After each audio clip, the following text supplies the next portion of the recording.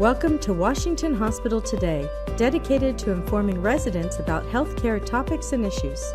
Through programs featuring community forums and free health and wellness classes, our goal is to empower community members with the information needed to make informed health decisions. Washington Hospital has been providing healthcare to the residents of the Washington Township Healthcare District for the past 60 years.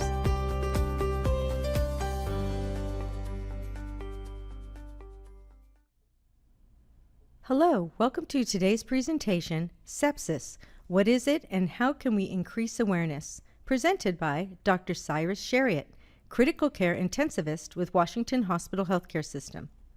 Dr. Shariat was raised in the Bay Area. He has been with Washington Hospital since 2011 and is currently the co-medical director of the Critical Care and Intermediate Care Units. Dr. Shariat is board certified in critical care, pulmonary, and neurocritical care. Please welcome Dr. Shariat. Hello.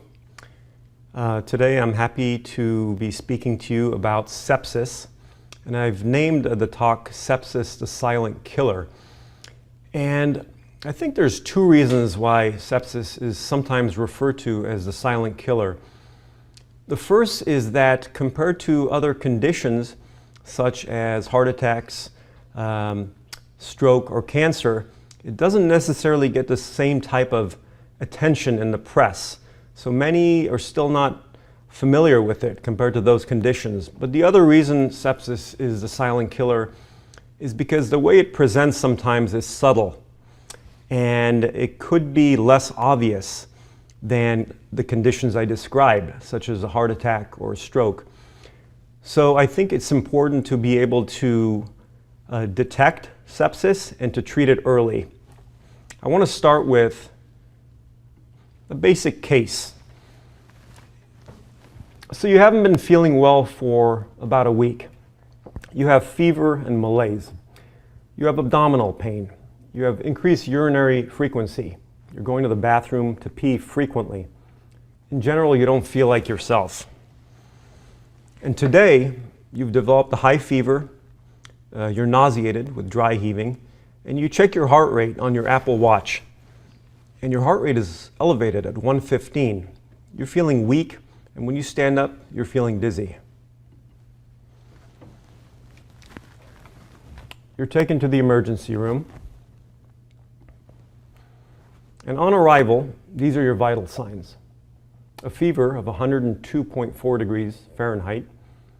Blood pressure is 88/50, which is quite low.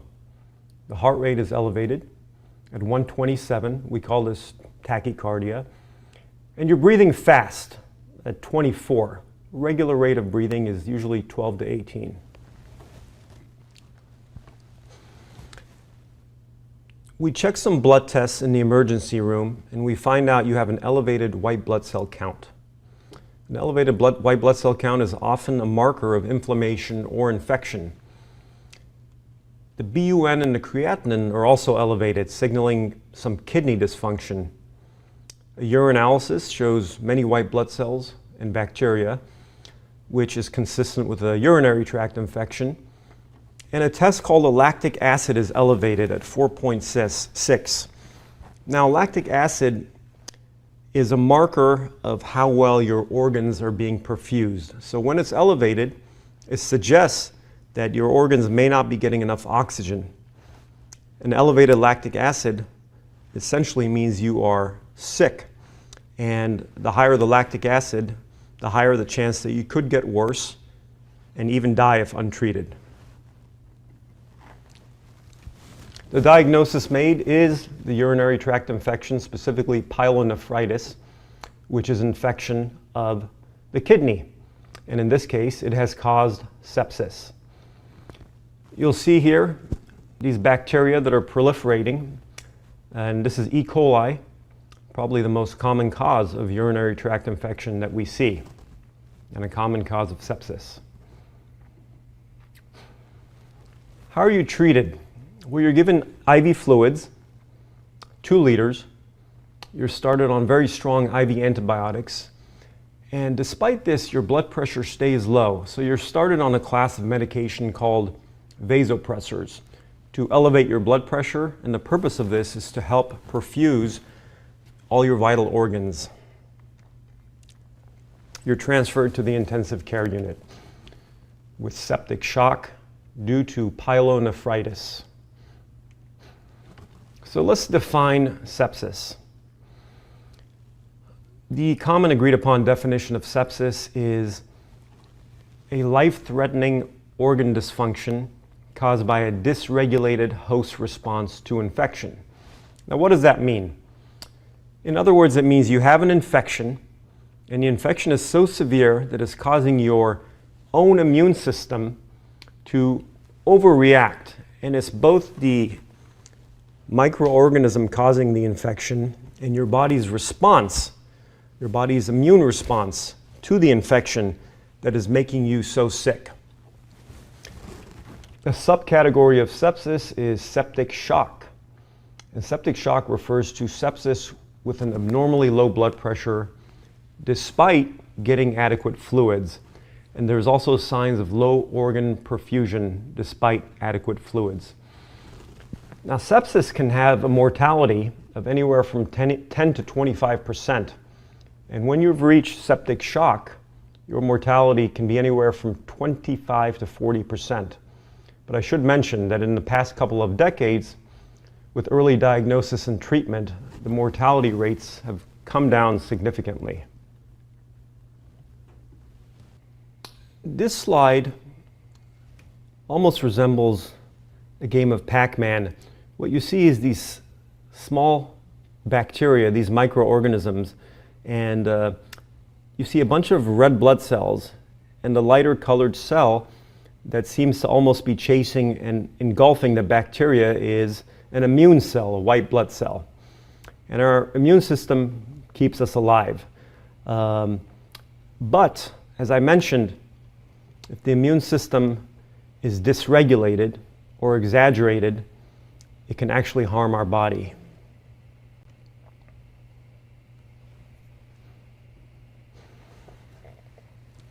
Let's talk briefly about the history of sepsis. The ancient word seppo, actually found in Homer's poetry and used by Hippocrates, actually referred to the process of biological rotting or decay. And that's the etymology of the word sepsis. In the 19th century, germ theory was discovered. Germ theory was basically something we take for granted now, but it's the notion that disease is caused by bacteria. There was an obstetrician in Austria named Ignaz Semmelweis, and he noticed a pattern that doctors who cared for pregnant women giving birth, who had also been taking care of autopsies, well, their patients sometimes got very ill and had a higher chance of dying compared to the doctors who were not involved in the autopsies. So he recommended something that was very controversial and innovative at the time, hand washing. And in the small experiment he did, when these doctors washed their hands, the mortality of the pregnant women went way down. Louis Pasteur was a 19th century French chemist whose experiments demonstrated that bacteria could cause disease. And of course, Alexander Fleming, responsible for penicillin, an accidental discovery, which was one of the most important discoveries in modern medicine and gave us the ability to be able to treat bacterial infections. Let's talk about sepsis statistics. Sepsis actually affects 49 million people a year worldwide. 1.7 million in the US per year are diagnosed with sepsis. That's 1 in every 20 seconds. One out of every 3 deaths in the hospital is due to sepsis. This leads to 1.7 million adult hospitalizations a year and 350,000 deaths a year. That's 1 death every 90 seconds. Sepsis is very expensive. Because compared to other conditions such as stroke or heart attack, sepsis hospitalizations tend to be longer and the patients tend to be sicker, it costs $62 billion annually in the US. This is double the average cost per stay of all other conditions. And sepsis is also the #1 cause of readmission to the hospital, leading to expenditures of $3.5 billion a year. What are the risk factors? Well, I'll speak about risk factors, but I want to mention that if you're very young, such as a newborn, or very old, 85 or over, the risk of dying from sepsis is much higher. Let's talk about some different sources of sepsis. I did mention earlier that sepsis is due to infection. The most common infections that I see as a critical care physician leading to sepsis include pneumonia and urinary tract infections. But there are other causes of infections. Abdominal infections, such as an abscess, infection of the appendix, or rupture of the appendix, infection of the gallbladder, are not uncommon causes of sepsis. Patients who have indwelling catheters or devices can get bloodstream infections. Skin infections are not uncommon and can lead to sepsis. Less common is meningitis or infection of the surrounding layer of the brain leading to sepsis, or, as many are familiar with these days, viral infections such as SARS-CoV-2 or COVID leading to sepsis. In a small percentage of cases, we will treat a septic patient and the source of infection will not be immediately clear. Pneumonia, as I mentioned, is very common. This is bacteria in the airway leading to an infection of the lungs, and if not treated early, progressing to sepsis. And this is an abnormal chest X-ray. And here, if you compare this side of the lung to the other, you will see evidence of pneumonia. Skin infections. Superficial skin infections are referred to as cellulitis. And if you see redness, pain, or swelling, or blisters on the skin, this should not be ignored. If not treated in a timely fashion, this can progress to sepsis and septic shock. And at times, what starts in the skin can go deeper and affect the soft tissue and lead to a very severe infection. Let's talk a little bit more about who's at risk for sepsis. I already mentioned extremes of age. Men are at higher risk than women. For complex reasons, minority populations, specifically African Americans and Hispanic populations, are at higher risk of sepsis. And this could be due to multiple factors, including genetics, the higher prevalence of chronic diseases, and access to regular health care. Chronic diseases such as heart, lung, or kidney disease, cancer, or the presence of diabetes increase your risk of sepsis. A compromised immune system, such as is seen with patients with HIV, chronic corticosteroid use, chemotherapy, other immune modulating drugs, or poorly controlled diabetes, increases your risk for sepsis. And generally, if you have a reduced functional capacity, if you are bedbound or wheelchair bound and not able to get around from stroke, dementia, old age, or neuromuscular disease, you will have a higher risk of sepsis. Another important risk factor for sepsis is the presence of invasive procedures or an indwelling device, such as a central line, a pacemaker, or a recent surgery. Although these procedures or surgeries occur in a sterile fashion, the risk of getting an infection is still not zero.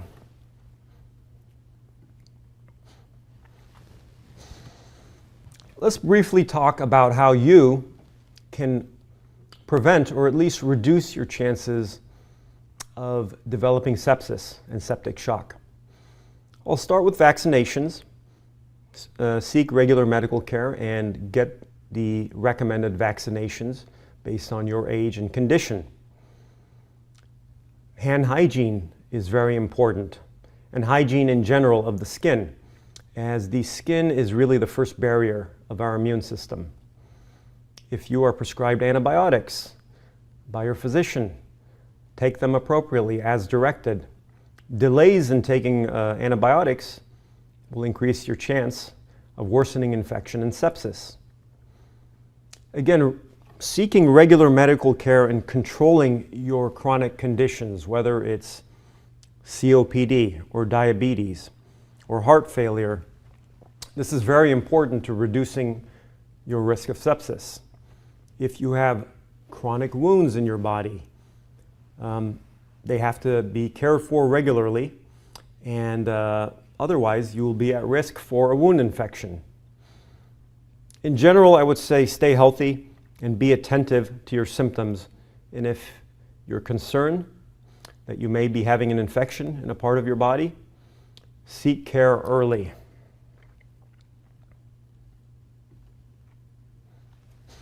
So, what are the signs and symptoms of sepsis? This could be a little bit tricky because they're not necessarily distinct, like chest pain and a heart attack, or weakness, numbness, or the inability to talk in a stroke. The symptoms could be varied and subtle, but in general, I want to go through a list of some concerning symptoms. If you have fevers, chills, and or shaking, that could be a suggestion that you could have an infection and even have sepsis already. But it's not just fever. Many patients present with a low temperature, less than 36 degrees Celsius. Shortness of breath or fast breathing. Fast breathing is also referred to as tachypnea, is sometimes the first sign of sepsis. As we talked about earlier, tachycardia or a fast heart rate greater than 100 could be the first sign of sepsis. And in this day and age, checking your heart rate at home is quite easy.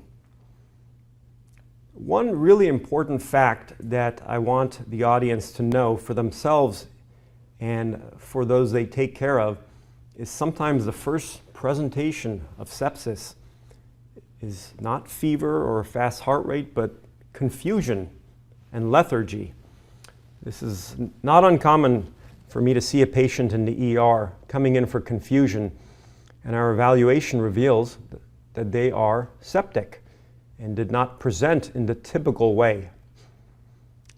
Other signs and symptoms of sepsis include extreme fatigue, lightheadedness, which may be due to low blood pressure, or a new rash or mottling of the skin. When you seek medical care, really describe your symptoms or the symptoms of your loved ones in detail. When did they begin? How have they been progressing? Your care provider needs to know your past medical history and your medications. Have you been around anyone that's been sick? Have you had recent travel? Certain states or countries can predispose you to unique infections. It's important for your doctor to know this. Your doctor will order blood work to both assess how sick you are, which organs are affected if you're septic, and what the source of sepsis is. Sometimes they will order x-rays and CAT scans to further investigate the source of sepsis if it's not immediately obvious. Now let's talk about the treatment of sepsis. Just as with heart attack or stroke, timing is everything. What we've learned in the past 2 decades or so is that delays in treatment increase mortality. We know from that also that some sepsis deaths are preventable with rapid diagnosis and treatment. So we have instituted measures in place to diagnose sepsis and to treat sepsis. One term we use is a bundle. What is a bundle? A bundle is a group of interventions that we employ at the same time to improve outcomes. I won't get into the details of the bundles that the doctors look at with sepsis, but I will paraphrase them into what you should know about sepsis and its treatments. Once we've suspected and diagnosed sepsis, we want to do things quickly. We want to give IV fluids quickly.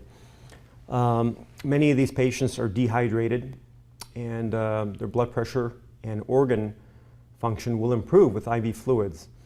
We want to give antibiotics, the proper antibiotics, quickly. Delays in antibiotics actually increase the chance of dying. If the patient receives fluids and antibiotics, but their blood pressure is still low, we start strong medications called vasopressors, which I spoke about earlier. These medications raise the blood pressure and at times help the heart pump more strongly so that the organs get the oxygen that they need. And there's something called source control, timely source control, which is a very important component of sepsis treatment. And I'll talk more about source control in the coming minutes. These graphics show that delays in antibiotics from the diagnosis of sepsis actually increase the chance of dying.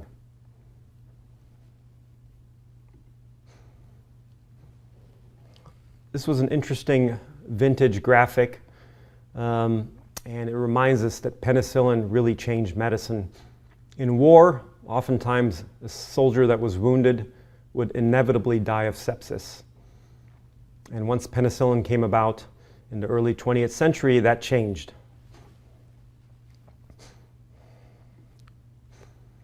We have to support the organs that are failing in sepsis. If you're not able to breathe on your own, you will be intubated and put on a mechanical ventilator. Another organ that's commonly injured in sepsis are the kidneys. The kidneys are especially prone to injury if you already have kidney disease. So many patients with sepsis and septic shock will need to be started on hemodialysis to support the kidneys. Now, what is source control? Well, some infections require more than just an antibiotic to treat. Sometimes there's a pocket of infection that the antibiotics cannot necessarily penetrate to. This could be under your skin. This could be in your throat. This could be in your abdomen. And unless we drain or remove this ongoing source of infection, the sepsis will persist. Are there any specific treatments or cures for sepsis other than the basic treatments which I have described? Well, I will tell you this. There's been decades of research. They've looked at inhibiting our immune system, which is overacting in sepsis. They've looked at giving medications that could bind the bacteria. They've looked at removing blood and replacing it. They've looked at other immunomodulatory medications and even looked at medications that can affect not only inflammation but clotting, because there is a close association between the immune system inflammation and clotting. The conclusion, to date, there are no effective drugs to cure sepsis. About 20 years ago, in my medical training, there was a craze for this new drug called activated protein C, or Zygris. It appeared in early studies that this was the cure for sepsis. But unfortunately, when further studies were done, we learned that it actually worsened outcomes. So to date, the treatment is what I described: early supportive care, antibiotics, fluids, vasopressors, organ support, and if needed, source control. I want to briefly talk about some cases so that we can review some sources of sepsis besides the original case I discussed, where the source was a urinary tract infection. 82-year-old female comes in with myalgias, which is muscle aches, chills, low energy, and back pain. She has a history of dementia, diabetes, and high blood pressure. You see her vital signs here. She has a fever, fast heart rate, and she's breathing very fast. And she was septic. And the source was this infected bed sore that she had developed at the nursing home. And sometimes these bed sores are inevitable with immobile patients. Another case, a 79-year-old patient from a nursing home comes in with confusion. He had diabetes, heart disease, and COPD. And when we examined him, he did not have fever, but he did have low blood pressure, tachycardia, and he was breathing fast at 24. He also had low oxygen levels, and on examination he was confused, short of breath, and he was wheezing. We did a chest x-ray and found out that this gentleman was septic from a pneumonia. This was a young patient, 38-year-old, coming in with fever, body aches, sore throat, and chills for 2 days. Sounds like the flu, doesn't it? This patient had a weak immune system. She was on chemotherapy for breast cancer. Her vital signs also were consistent with septic shock, fever, low blood pressure, fast heart rate, breathing fast. Her physical exam showed tonsillitis. A CAT scan of her neck actually showed an abscess that had to be drained. She improved with antibiotics and drainage. So these are just a few cases of different causes of sepsis. I've talked about the acute treatment of sepsis, but now I want to talk a little bit more down the road about long-term organ injury. Unfortunately, despite aggressive treatment, some patients will have persistent organ injury. Some patients who are started on hemodialysis will remain long-term on hemodialysis. A small percentage of our patients who require mechanical ventilation will need long-term mechanical ventilation due to the inability to breathe, and they will undergo a tracheostomy. But there are more global long-term effects of sepsis, including deconditioning and a relatively newly described entity called post-ICU syndrome, or PICS.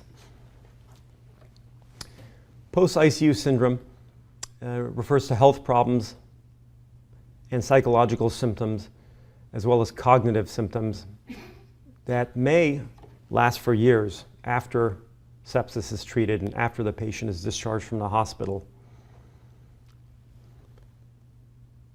As an example, there's something called ICU-acquired weakness, in which the patient is debilitated after leaving the hospital and may not recover for months to years. 1/3 of patients on ventilators may develop this. Up to 50% in some studies of patients who survive sepsis can have this, especially if there's a longer admission. Though the patient survives and is discharged, basic daily activities of living become difficult. Cognitive dysfunction, such as trouble with attention and memory, can be persistent and can make life more challenging. Mental health issues are also seen in patients who are critically ill with sepsis and other conditions. And we can have insomnia, depression, nightmares, anxiety, or symptoms mimicking PTSD. Many patients cannot return to their old jobs. This can have great impact on families, and it's only in recent decades that we've learned about PICS and the impact on families, and detection and appreciation of this is important because we can provide support to the patient and to the family. And I remind family members who have a critically ill loved one to take care of yourself, get adequate sleep, and take time to understand your family member's illness and treatment options. Communicate with their physicians. And it's important to ask questions, to meet with them regularly. And at times it's actually important to keep a journal.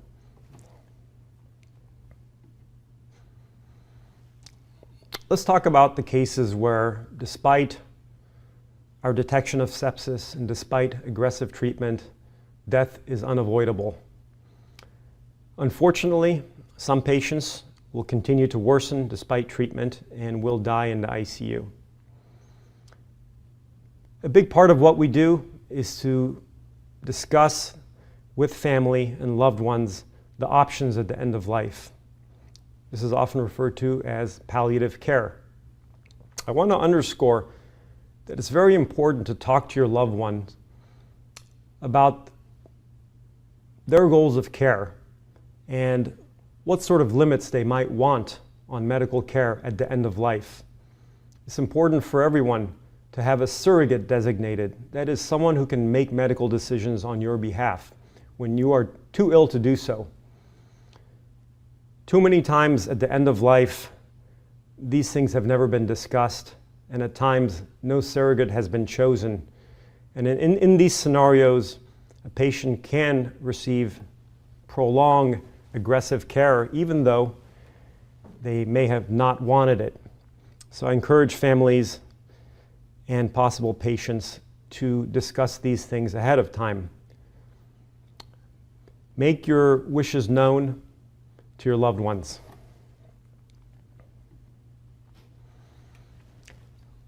I want to briefly reiterate how you can reduce your risk of sepsis, because this is arguably the most important thing you can take away from this talk. It doesn't sound too exciting or sexy to talk about, but staying healthy is the number one way to reduce your risk of sepsis. This means follow up regularly with your doctor, manage your chronic conditions such as diabetes, get your recommended vaccinations, eat well, and maintain a healthy weight. Exercise and get adequate sleep.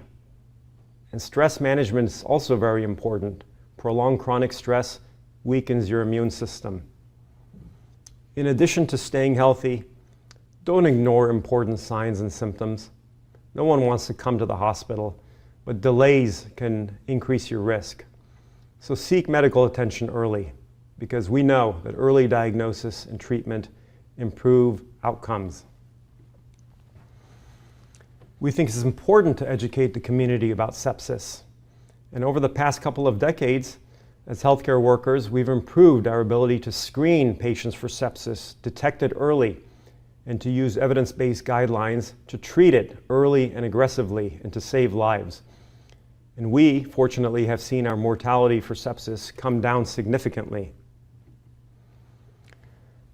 I want to make a mention that treatment of sepsis is really a team effort, a multidisciplinary effort, and involves the ER, ICU, and hospital doctors, as well as the nurses, respiratory therapists, pharmacists, and the physical therapist, occupational therapist, and the rest of the staff who help these patients recover from a severe illness.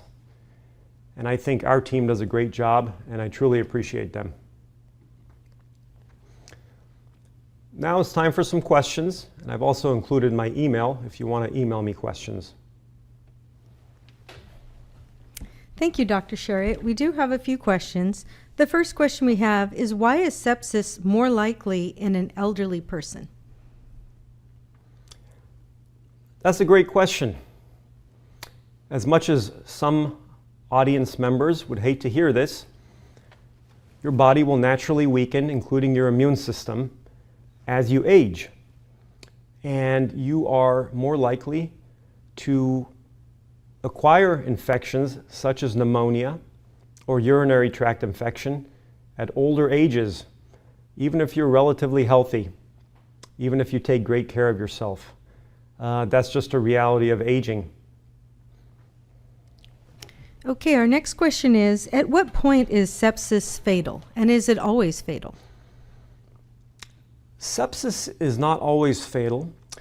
The mortality of sepsis correlates to a few things. Number one is the degree of organ dysfunction. If a patient comes to the hospital with kidney failure and respiratory failure and evidence of liver damage, I'm much more worried that that patient may not survive. But I also look at how healthy was that patient before they got septic. Now, the difference between a healthy 40-year-old with multi-organ failure on presentation and an 80-year-old with multiple chronic conditions and dementia who's coming in with multi-organ failure is very different. So it depends on the pre-existing condition, the degree of organ failure, how early it's treated. But most patients treated early will survive. And in terms of septic shock, there's many studies on this, but I would say that some studies show the mortality in the past 20 years or so has decreased from 40% to 25% in patients presenting with septic shock. 25% means 3/4 will survive with appropriate treatment. Okay, thank you. Our last question is sepsis contagious? That is a great question. Sepsis per se is not contagious. However, certain infections, certain bacterial infections, such as certain skin conditions, a small percentage of pneumonias, and definitely certain viral infections, such as COVID, are in themselves contagious. So you should exercise caution and proper hand hygiene when you are around someone that's sick. The infection that causes sepsis could be contagious, but sepsis itself is not contagious. Okay, thank you, Dr. Shariat, for this insightful presentation. This does conclude our program. And thank you, viewers, for tuning in. The entire broadcast of today's presentation will be available on our Facebook page and YouTube.